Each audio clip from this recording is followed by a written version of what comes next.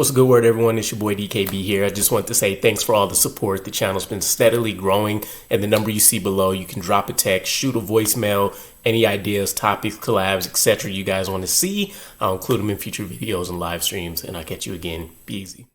What's a good word, Jets fans? It's your boy DKB here. We had to talk about Darren Mougey's first official hire for the New York Jets front office, replacing Greg Nejmeh, who we recently released to the same role in Denver Broncos former area scout Rob Paton. Now, he's also the nephew of general manager George Patton, which is interesting on a whole nother scale, but there's really two prisms to look at this through. You have the first one in that the New York Jets have had a losing culture for at least a decade now, right? Losing at a ridiculous rate in ridiculous fashions. We've had low guidance, low levels of leadership at the top, right? And that's just the highlights of the lowlights of what has been negatively impacting us for quite some time now. The second piece is in that same vein, the New York Jets have overturned coaching staffs. We've made pivotal hires. We've, looked for new GMs, but we've never really taken a deeper dive into a lot of these guys that have been in our front office ranks for the last 15 plus years or so, right? Guys that have survived three, four, in some cases, I'm sure five regime changes, and we're expecting new results, right? The guys that, if you want to talk about from a roster building comparison here, the meat and potatoes of our front office is still in place. We've even turned over the coaching staff, but the guys that are clearly running things at the top of the umbrella, if you will, they were still in place prior to Aaron Glenn and Darren Mougey coming in. So we're finally seeing some movement here. But I'll be honest with you guys, this isn't a inspiring move whatsoever for me. It's definitely a ton of question marks, right? I would say this concerns me more than us hiring Steve Hayden as O-line coach or seeing what is going to happen with Tanner Engstrand at OC, because it's going to have a direct impact on our scouting ability. And you can trust Darren Mougey for that. But Patton here is taking a huge leap, right? You're talking about him being a UCLA scouting analyst for 2 years, and then he's been scouting for the Broncos since 2017. Has former player experience, of course, being a safety for the UCLA Bruins, but I don't know if they just didn't record the stats. I didn't really see anything, so I don't know if he was a bench player or starter, etc. It doesn't necessarily matter, but I look at a couple of things. What does the drafting look like since he's been there? And I know you can't quantify and compress this down to being specifically attributed to him, but he would have been a part of this process where they picked up guys like Bradley Chubb, Courtney Sutton, Noah Fant, Jerry Jeudy, Lloyd Cushenberry the third, Patrick Surtain the second, Javonte Williams, Quinn Miners, Nick Bonito, right?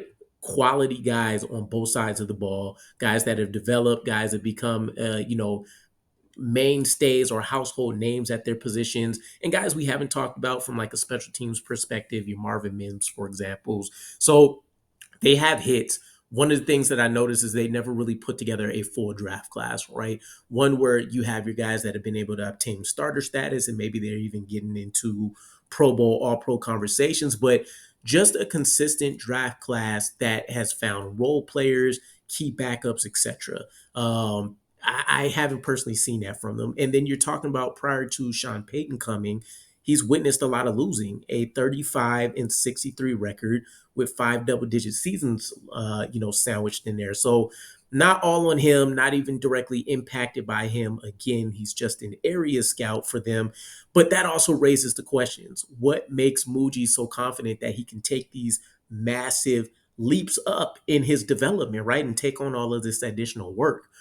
It doesn't go without saying that Darren Mougey most likely would have been working with Rob Paton much more than he would have George Patton from the perspective of breaking down tape, hitting the road, going to scout guys, evaluating the evaluations of Patton, all of those different elements that come in, right? And that's just scratching the surface. We don't even know a ton of the other inner workings here, but you're talking about probably jumping at least three or four levels, right? I'm thinking of, and this could switch up a little bit, right? Your area scout, generally is probably going to be below your national scout, but you're talking about having ownership over pro scouting, for example, over college scouting, being an associate director of college scouting, a director of college scouting, maybe being some version of a VP or a slightly lower level of player personnel. He's been none of these things. So he hasn't really had to push paperwork, do administrative stuff in the relative sense. He hasn't had to oversee the work of other scouts per se. Obviously, you're comparing notes and doing that kind of stuff, I would assume, as a national scout.